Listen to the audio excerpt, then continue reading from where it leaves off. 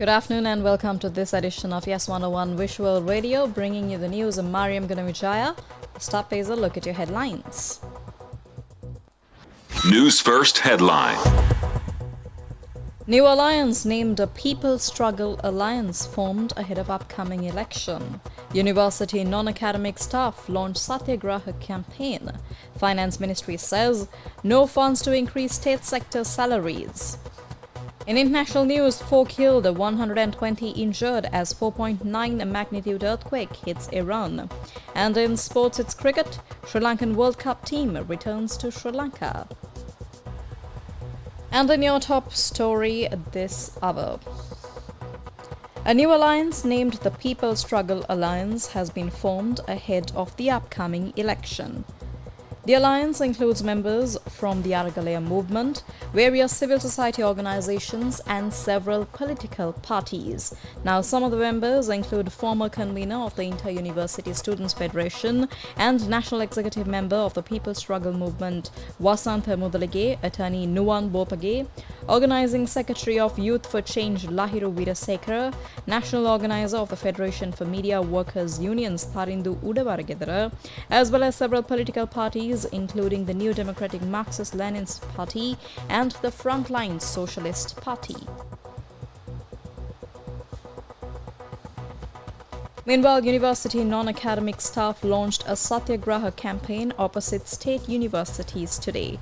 Co-chairman of the University Trade Union Joint Committee, Dhammika S. Priyantha, says the Satyagraha campaign was launched against the failure to provide favorable solutions to their demands. Now, today marks 48 days of the indefinite strike launched by university non-academic staff. The strike was launched demanding the agreed monthly allowance and the provision of 15% salary cut in 2016. The University Grants Commission says that it does not have the authority to resolve the issue regarding salaries and allowances of non-academic staff. UGC Chairman Senior Professor Sampath Amruthunga says representatives of the non-academic trade unions were informed of this yesterday. Now, despite the strike launched by non-academic staff, the lecturers have been informed to commence lectures from the next term in all universities. The lectures are scheduled to be held online. In other local news, the Ministry of Finance says it is not possible to allocate funds to increase the salaries and allowances of state sector employees this year. The ministry says the reserves are not sufficient for the increments. Now, the Ministry of Finance says if Sri Lanka's reserves improve in 2025, that is next year, attention can be directed to increase the salaries and allowances of state sector employees. Next is international news. International news.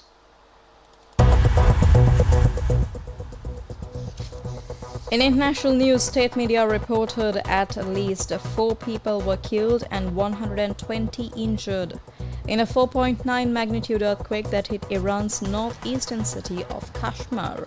The quake struck at 1:24 p.m.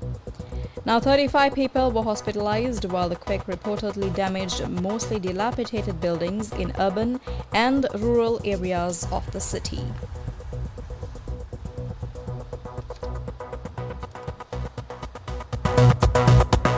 Sports news. In sports, it's cricket. The Sri Lankan team that participated in the 2024 T20 World Cup arrived in the island this morning. The Sri Lankan team competed in Group D in the preliminary round of the Men's T20 World Cup. Sri Lanka ranked third in Group D after only winning one match in the preliminary round, missing out on the Super 8 qualification. Now, Captain Wanindu Hasaranga expressed regret for their performance, stating that they left Sri Lanka with high hopes and dreams but didn't plan for the series to end this way. He said that their mistakes during the matches resulted in the failure as a team. However, Hasaranga emphasized his belief in the team's potential and said, quote-unquote, "I don't believe a single tournament loss necessitates a team overhaul." He said that they had a chance to win if they had performed better and would never intentionally lose a tournament. Hasaranga also acknowledged the unwavering support of Sri Lankan cricket fans and said that they know Sri Lankan fans will support them through thick and thin. And he concluded by reiterating the team's commitment to success. As sportsmen, their ultimate goal is to win tournaments and bring joy to their fans. Let's take a look at what he had to say. නායකයා සහ ක්‍රීඩකයෙක් හැටියට ඇත්තම ගොඩක් කනගාටුයි. මොකද අපි දිවයිනෙන් පිටත් උනේ මේ තරඟාවලිය මෙහෙම ඉවර කරලා එන්න නෙවෙයි. අපේ අතින් වුණු වැරදි නිසා මං හිතන්නේ කණ්ඩායමක් විදියට අපිට හොඳින් ඉවර කරන්න බැරුණා මේ තරඟාවලිය. තරඟාවලියක් පරාජය වුණා කියලා මම හිතන්නේ කණ්ඩායමක් වෙනස් වෙන්න ඕනේ කියලා. ඉතින් ඉන්න කණ්ඩායම හරියට සෙල්ලම් කරා නම් මං හිතන්නේ හොඳින් ක්‍රීඩා කරා නම් අපිට තරඟ ජයග්‍රහණය කරන්න පුළුවන්. ඉතින් අපි ක්‍රීඩක විදියට අපි හොඳින් ක්‍රීඩා කරපු නැති නිසායි මේ තරඟාවලිය මෙහෙම පරාජය වුණේ. හිතලා කවදාවත් තරඟ පරාජය වෙන්නේ නැහැ. ඉතින් අපි මැච් පරාදුනත් මැච් ජයග්‍රහණය කරත් ප්‍රේක්ෂකයෝ අපිත් එක්ක ඉන්න එක අපි හොඳටම දන්නවා. ඉතින් ක්‍රීඩකයෙක් විදියට ඕන අපිට පුළුවන් තරම් ප්‍රේක්ෂකයන්ට ඒ සතුට ලබා දෙන්න තරඟ ජයග්‍රහණය කරවල. And those are your top stories on this afternoon's edition of Yes 101 Visual Radio. You can join us again on this evening's edition of Yes 101 Visual Radio. For the Newsfirst team, I'm Mariam Ganavijaya.